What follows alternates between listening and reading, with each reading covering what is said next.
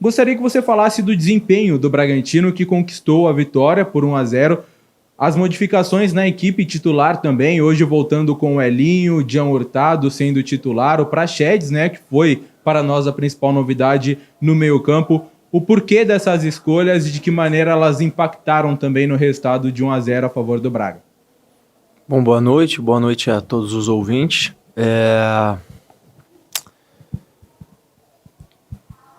O Elinho, acho que ele vinha entrando bem nos jogos, vinha entrando com atuações boas, tinha conversado com ele sobre algumas coisas que a gente tinha que desenvolver e ajustar, ele estava num bom caminho, eu entendi que era o momento de iniciar com ele.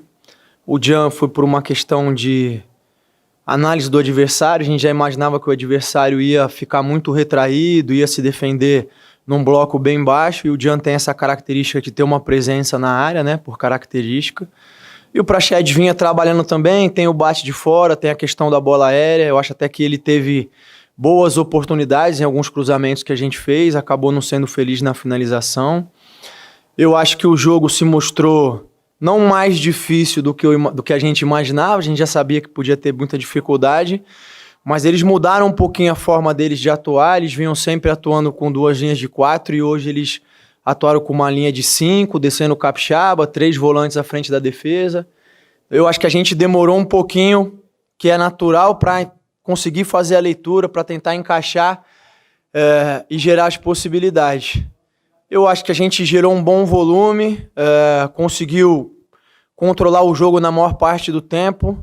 Acho que no final faltou a gente, por não ser efetivo, deixar eles vivos até o final, né? Então chega um momento que a equipe que está atrás do placar, ela se atira com tudo e aí você acaba tendo bolas de perigo, como foram as bolas no final. Acho que faltou a gente conseguir fazer o segundo gol e encontrar um pouquinho mais de tranquilidade no jogo.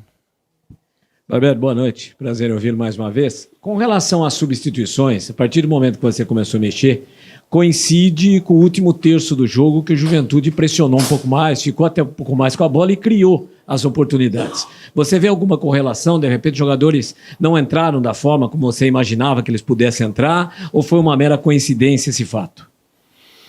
Não, eu acho que foi uma coincidência. A maior parte das substituições foi no sentido de não de alterar a estrutura da equipe, né, a dinâmica, mas porque os jogadores começaram a apresentar um cansaço elevado. O Jean e o Praxedes, por exemplo, há muito tempo não vinham atuando por um volume maior de jogo, então eles sentiram, eu acabei tendo que fazer as trocas. Eu acho que, na verdade, a gente já foi perdendo um pouquinho desse equilíbrio e talvez as trocas não tenham conseguido voltar ao que vinha sendo antes, né? E aí, no final, eu optei por colocar o terceiro zagueiro, que era o Kevin, faltando ali 5 minutos, porque eles estavam com 2 centroavantes de área. Vocês devem ter me visto gritando bastante na lateral, porque mesmo eles com 2 centroavantes, os 2 laterais estavam indo ao mesmo tempo, eu estava gritando para eles fazerem o balanço, ter uma sobra. E aí, eu senti que estava difícil de ajustar, coloquei o Kevin. Eu acho que a gente terminou de forma segura, com 3 pontos muito importantes. A tendência é sempre quando as pessoas olham para a tabela, né, e acham que um time mais de cima vai pegar um mais de baixo, que a coisa vai ser mais fácil. E muitas vezes, até por experiência própria, a gente sabe que não é dessa maneira. Então, eu tenho que dar os parabéns aos jogadores, ao elenco. São 3 pontos fundamentais para a gente se manter na disputa lá em cima. Boa noite, Barbieri. Parabéns pela vitória. Como você analisa o comportamento do Juventude durante os 90 minutos, né? E eu queria também fazer uma pergunta sobre as situações desses times que estão na zona de rebaixamento. A gente vê times com bons elencos jogando para frente, mas na zona de rebaixamento desse Campeonato Brasileiro. O caso do Juventude também, que é um time que vai para cima, o Atlético Goianiense, o Fortaleza. Como você vê também essa situação desses times aí no Brasileirão? Bom, eu acho que a gente conseguiu em muitos momentos do jogo sufocar o Juventude de forma bem incisiva. Existiu muitos momentos do jogo em que eles não conseguiam trocar 3, 4 passes, porque a gente estava pressionando bem. E volto a dizer, eu acho que o que aconteceu no final foi porque a gente acabou perdendo um pouquinho de força nessa pressão. Mas, enfim, é uma postura deles de esperar, de jogar por uma bola parada. E aí, a partir do momento em que você não consegue ampliar o placar, você sempre deixa esse tipo de adversário vivo, né? Porque o futebol, pela dinâmica que tem, sempre tem um lateral, sempre tem um escanteio, sempre tem alguma coisa e sempre pode levar a perigo. Sobre as equipes que você citou, eu acho que isso mostra um equilíbrio, até em função de um calendário, muitos jogos em sequência. Eu acho que algumas delas, até por terem avançado nas outras competições, acabam agora entrando num dilema, porque você não tem muito como priorizar uma vez que você está na zona, né? Acho que até teve declarações nesse sentido. E ao mesmo tempo é difícil você abrir mão da possibilidade que você tem de brigar por um título, né? E você, enfim, acaba tendo uma situação difícil para gerir. Mas eu acho que são boas equipes, eu acho que está tudo em aberto ainda, acho que tem muita água para passar debaixo da ponte. Talvez essas equipes consigam dar a volta por cima. Quando eu cheguei em 2020, a gente passou um bom tempo também, uma dificuldade grande, e depois a gente conseguiu engrenar e ir embora, terminou em 10º lugar, acho que está tudo aberto ainda.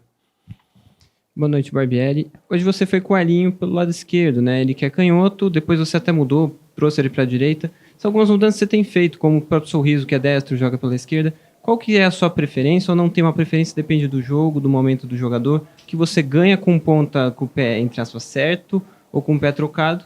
E até lembrando de ponta, falar do Cauê, que chegou, né? Ele joga pelo lado direito, mas também pela esquerda. Você pensa em usar ele mais onde? Quais as características que você vê nele que acha interessante? Eu acho que depende do que o adversário... Boa noite, né? Desculpa. Te oferece. Eu acho que o Elinho, apesar dele gostar bastante de jogar do lado direito, ter feito muitos jogos, principalmente na ausência do Arthur, a maior parte do tempo ele atuou do lado esquerdo, né? E ele tem essa facilidade, ele tem essa força para ir para o fundo, para acertar os cruzamentos. O Sorriso eu já sinto que fica um pouco mais à vontade do lado esquerdo, como é o Arthur do lado direito. Quando você joga com ponta com o pé trocado, você ganha um pouco mais as situações dele trazer para dentro e ter o bate no gol, as situações dele trazer para dentro e cruzar. Muitas vezes é uma bola que o adversário fecha menos, acaba fechando mais o fundo. E quando você tem eles jogando com o pé bom, como a gente chama, né, te dá mais essa possibilidade de buscar a jogada de fundo. Mas eu acho que, na verdade, são detalhes mínimos, né? Porque pela qualidade que eles têm, ele tem capacidade de levar para o fundo, mesmo que seja com o pé não dominante, vice-versa. Então a gente escolhe muitas vezes em função da característica, mas outras vezes em função de momento também, de outras coisas, né? Sobre o Cauê acabou de chegar e eu ainda preciso vê-lo melhor, com calma, ter uma avaliação mais precisa. É um menino jovem, está há bastante tempo sem jogar, então eu ainda vou me reservar alguns dias aí, tentar inserir ele no processo. Eu acho que uma das vantagens que a gente tem é de que por ter um grupo junto há muito mais tempo, a gente consegue fazer muitas variações durante o jogo, que às vezes até passam despercebidas, mas porque já está ajustado, os jogadores já sabem o que tem que fazer, às vezes é um sinal, às vezes é um toque, a gente consegue mudar. E toda vez que entra um jogador novo, eu não tenho nem como passar essa quantidade de informações. Eu preciso voltar no que é o padrão geral, o básico, ver como ele vai se adaptar. Então, eu acho que vai levar um pouco mais de tempo ainda. Boa noite, Barbieri. Hoje é a terceira vitória seguida do Bragantino jogando dentro de casa, né? Isso não aconteceu desde abril. Eu queria saber de você, na sua avaliação, o time recuperou aquela força que de antes a gente falava, daquela sequência até de 14 jogos sem perder aqui. E também se os treinos aqui no Nabizão influenciam isso, se isso é algo pensado por você ou mais uma questão de logística mesmo do clube. Obrigado. Obrigado. Eu fico feliz com essa sequência, não sei te responder se voltou, eu sei que a gente sempre... O elenco se sente muito forte dentro de casa, né? Se sente muito confiante, muito confortável. A gente tem optado em alguns momentos por treinar aqui porque a gente entende que é um gramado que oferece para a gente a possibilidade de fazer um treino com mais velocidade, dar mais dinâmica e tentar transportar isso para o jogo, né? Fazer um jogo cada vez mais veloz para tentar envolver o adversário. Então, tem esse sentido. Também tem a atmosfera de estar mais adaptado, de estar mais ambientado. Eu acho que tem sido produtivo nesse sentido. A ideia é que a gente consiga continuar forte também. E o segundo ponto era... Já respondi. Tá bom. Nada. Barbieri, na última coletiva nós falamos sobre a vantagem ou desvantagem de estar focado só no brasileiro, e o Bragantino enfrenta o Atlético Goianiense no final de semana, mas no meio da semana o Atlético tem uma partida aí contra o Nacional pela Sul-Americana. É vantajoso para o Bragantino, né? O Bragantino leva vantagem por ter essa semana cheia de trabalho, e qual o teu foco nessa preparação para essa semana? Bom, boa noite. Eu acho que, sem dúvida, se colocando no lugar do Atlético, a gente tem a possibilidade de ter uma semana para treinar conteúdos, para ajustar, né? Que eu imagino que o Atlético vai ter muito menos tempo nesse sentido. Como o jogo deles é na terça e o nosso jogo é no sábado, eu acredito que essa diferença de 3 dias talvez facilite uma recuperação mais completa deles, né? Se o jogo fosse quarta e sábado, eu acho que talvez eles podiam chegar um pouquinho mais desgastados. Estou falando do ponto de vista físico, né? Claro que tem o desgaste mental, que a gente já citou em outros momentos. Então eu acho sim que pode ser uma vantagem. Eu não sei te dizer o quanto ela representa, nem o que isso vai significar na hora que começar o jogo, mas sem dúvida nenhuma pode ser uma vantagem. A ideia é que a gente use dessa semana, como a gente fez agora, pegar esse jogo de hoje, estudar o que a gente pode melhorar, quais são os pontos que a gente deixou a desejar e tentar casar isso com as informações e com a análise que a gente tem do Atlético, né? O que acaba acontecendo em muitos momentos é que coisas que acontecem num jogo recente que passou, por mais que eu precise trabalhá-las, muitas vezes elas não encaixam na estratégia para o próximo jogo. E aí eu tenho que fazer escolhas, né? Não adianta eu trabalhar uma coisa que eu não vou usar no próximo jogo, né? Então, esse momento, esses 2 primeiros dias agora é de quebrar a cabeça nesse sentido, daquilo que eu posso e preciso corrigir, daquilo que vai ser estratégia para o Atlético e tentar depois elencar o que são as prioridades, depois trabalhar em cima disso. Boa noite, Barbieri. Bom, você já falou aí parabéns primeiro pela vitória, você já falou aí da projeção do Bragantino, né, para esse segundo turno. E é claro que outras equipes também têm projeções, não é? Então a pergunta é, o que esperar das equipes que também projetam estar lá em cima? E quanto ao saldo de gols, isso vai te ajudar agora neste segundo turno, no retorno? E vocês estão bem próximos do Palmeiras, né? Como um dos melhores ataques e número de gols também. Bom, obrigado, boa noite. Beto, um abraço, obrigado, tá? Você também, brigadão, boa volta.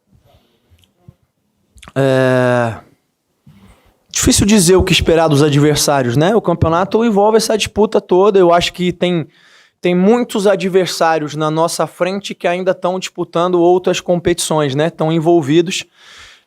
Vamos ver como é que essa dinâmica vai ficar. Eu acho que até pela questão cultural de como a gente vive o jogo no Brasil, muitas vezes uma eliminação tem um peso enorme, né? Isso envolve troca de treinador, envolve o clube entrar em crise, envolve uma série de outras coisas, mas são coisas sobre a qual a gente tem pouca influência ou pouco controle.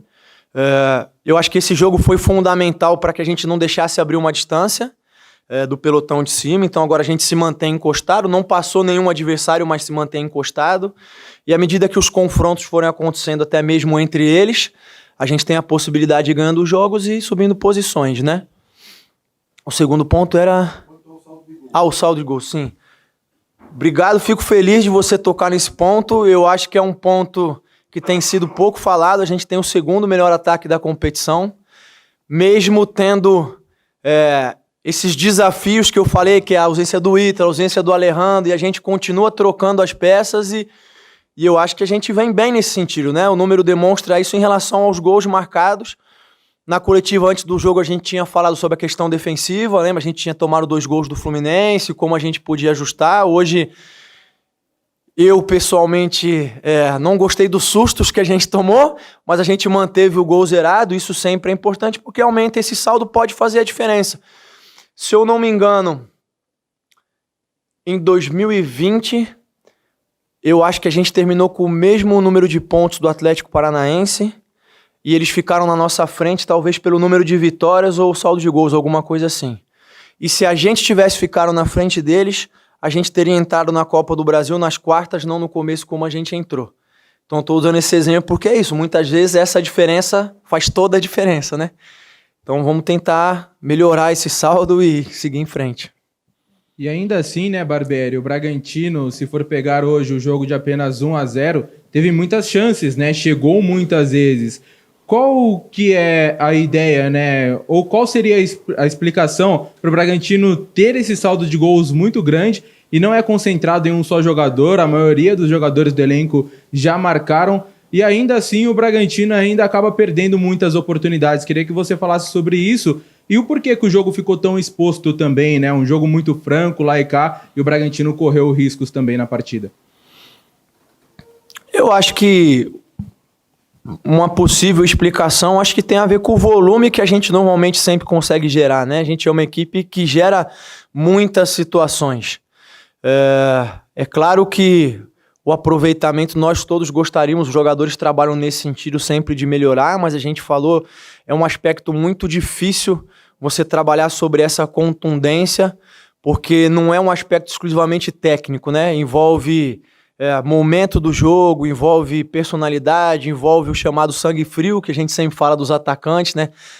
Do atacante conseguir estar sereno, tranquilo, fazer a melhor leitura, mas a gente continua trabalhando nesse sentido. Eu acho que o que justifica, até pela sua fala de o número de gols ser distribuído, é isso. A gente gera muito volume, gera muitas ocasiões, não apenas para um jogador, mas para o time todo de uma maneira geral.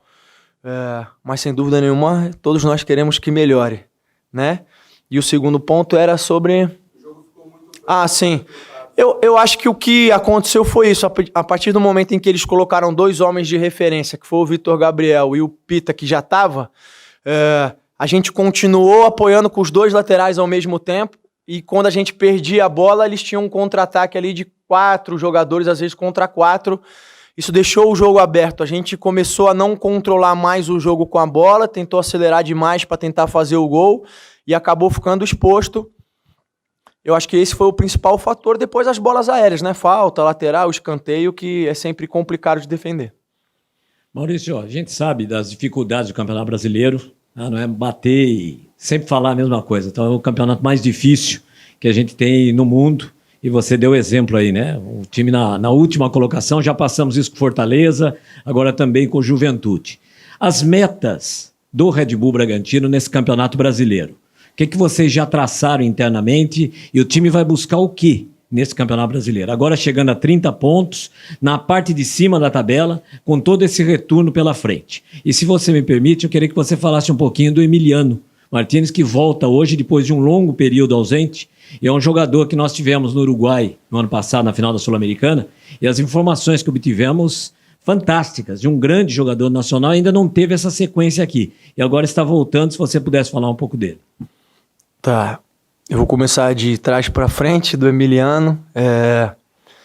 Ele teve uma lesão no início do ano, que caminhou de uma forma diferente que a gente imaginava, coisas que acontecem, ele precisou passar por uma cirurgia, ficou muito tempo não só sem jogar, mas sem treinar efetivamente, né? Até se recuperar, ele vem voltando agora, vem treinando, participou hoje, mas ainda tem outras etapas pelas quais ele precisa passar, preciso conseguir fazer mais treinos abertos com ele, conseguir colocar ele em dinâmicas mais próximas do jogo, pra gente sentir como é que ele tá, né? E acho que vai levar um tempo ainda para que ele encontre o ritmo ideal, como aconteceu com o Raul. Acho que vocês lembram bem quando o Raul voltou. E o Raul é sempre um jogador muito importante para nós, por tudo que ele aporta, pela liderança que ele tem. Mas ele também voltou de um longo período aí de cirurgia, e por mais que clinicamente o jogador esteja apto, o time é diferente, a dinâmica é diferente, o tempo, às vezes existem receios do próprio corpo, né, que são inconscientes, de mudança de direção, de outras coisas.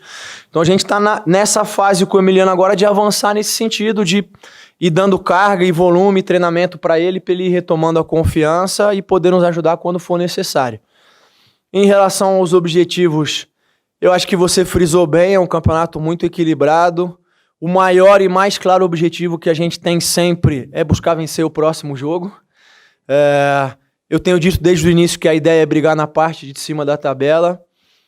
E eu não posso responder por todos, mas posso responder pela sensação de que eu tenho, minha, dos jogadores, do elenco todo, que todos nós gostaríamos muito de buscar novamente uma vaga na Libertadores. Eu acho que a gente tem isso como meta, não como uma obrigação, mas como um desafio que a gente tem pela frente de tentar melhorar no segundo turno o aproveitamento para buscar essa vaga aí. Gustavo Tomazelli, Rádio Vida Nova FM de Americana, prazer conversar contigo, Maurício. Eu percebi que o Arthur buscou muito o jogo, mas a bola queimava muito no pé dele, ele estava talvez até um pouco ansioso na minha visão, até a torcida, alguns momentos ficava impaciente com ele, mas eu vejo que é um jogador que busca o jogo, né? Você sentiu isso também, que o Arthur buscava o jogo, tinha vontade, mas a bola queimava um pouco no pé dele hoje? Eu acho que sim, ele tem essa característica de buscar o jogo. Quando ele não participa tanto, a equipe sente a ausência dele, porque é um jogador com grande capacidade de desequilíbrio, é um jogador que os adversários respeitam e tem uma preocupação grande com ele. Eu só usaria outro termo, em vez de a bola queimar, eu diria que ele estava um pouco ansioso. Eu acho que isso tem a ver com a vontade que ele está de voltar a fazer gols, de voltar a marcar. Eu acho que talvez essa ansiedade tenha atrapalhado um pouquinho. Ali da metade para o final do jogo ele teve boas possibilidades quando a gente trouxe ele para dentro de finalizar da entrada da área, mas ele acabou não fazendo boas finalizações. Então talvez tenha um pouquinho a ver com essa ansiedade, coisas para a gente sentar e ajustar com ele aí.